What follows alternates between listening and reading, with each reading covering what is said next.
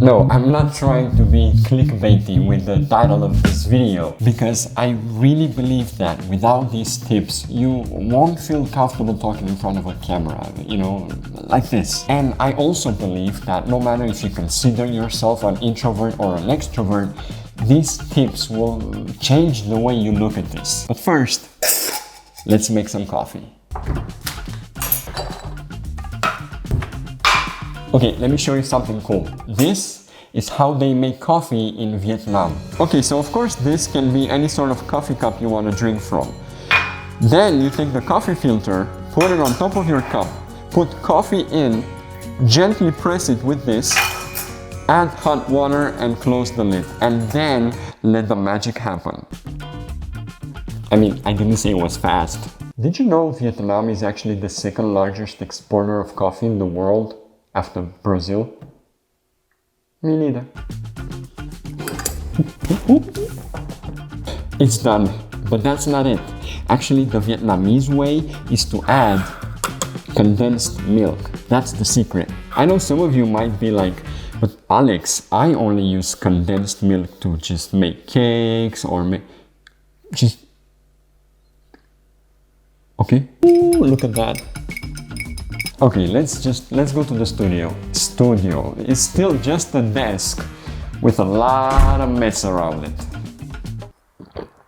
Oh, so I've been making YouTube videos for about a year now, and you know, I can't call myself a YouTuber because I don't make a living out of it, but I upload videos on YouTube. You know, I'm a YouTube uploader. You know, for a lot of people, talking in front of a camera can be weird, strange, uncomfortable, but it doesn't have to be like that. Actually, I don't even care if you want to make YouTube videos or your new job requires that you have to be in front of the camera. You can work on this. Yeah, Alex, but I'm not so outgoing, you know? I'm a little bit shy, and when I press the record button, I just freeze. Okay? Listen. By the way, this is not a public speaking lecture because we're not talking to a crowd, even though the video has its own audience. You know, when you have people in front of you, they can be distracting. What is this? Okay, so let's talk about it. First of all, I found that there's this emotional aspect a lot of people have. You know, when they get nervous, anxious, or agitated, they're like, oh my god, is my hair okay? Do I have something in my teeth? Is it on?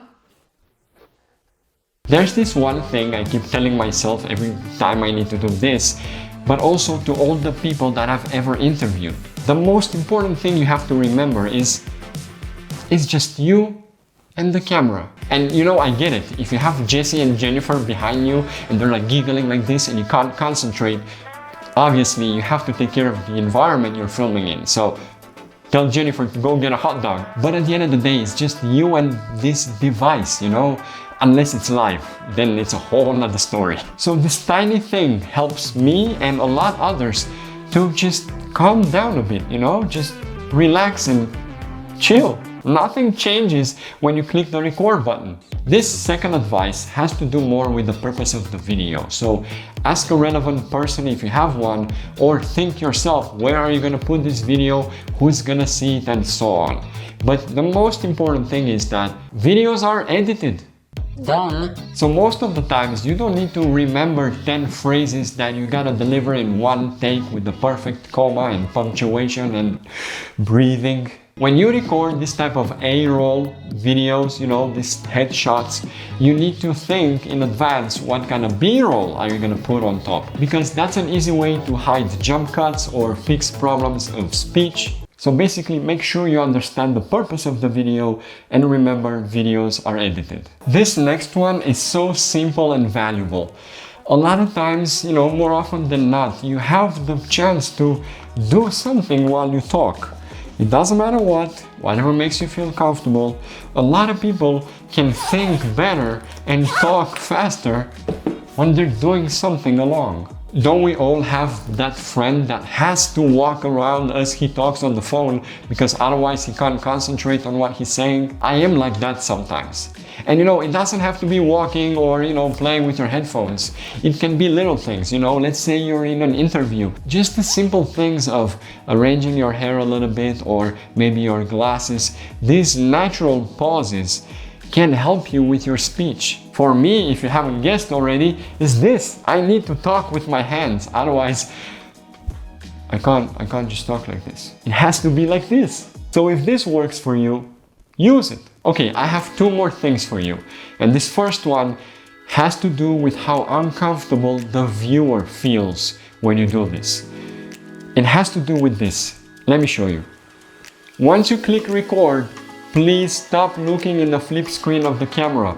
It's annoying for a lot of viewers because the viewer is here, not there. Think about this as talking to a friend, you know, because when you talk to a friend, you don't just say, Hey man, there's this new place downtown and I was wondering, do you want to go out tonight? And it's annoying. And then finally, the last advice, don't always look into the lens, okay? And before you say I'm contradicting myself, a lot of times when I have clients especially, if I tell them to look into the lens, some of them get so nervous that they stop talking if by mistake they just look somewhere else, you know? Like a lot of times they look at me and they're like, sorry. Oh damn it, I just looked away. They're just like...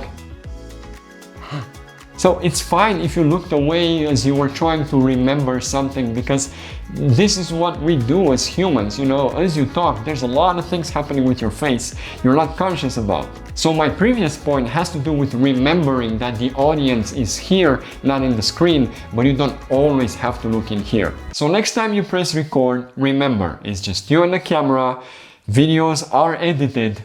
If it helps, try to do something as you talk. Stop looking into the screen, and you don't always have to look into the lens. Okay?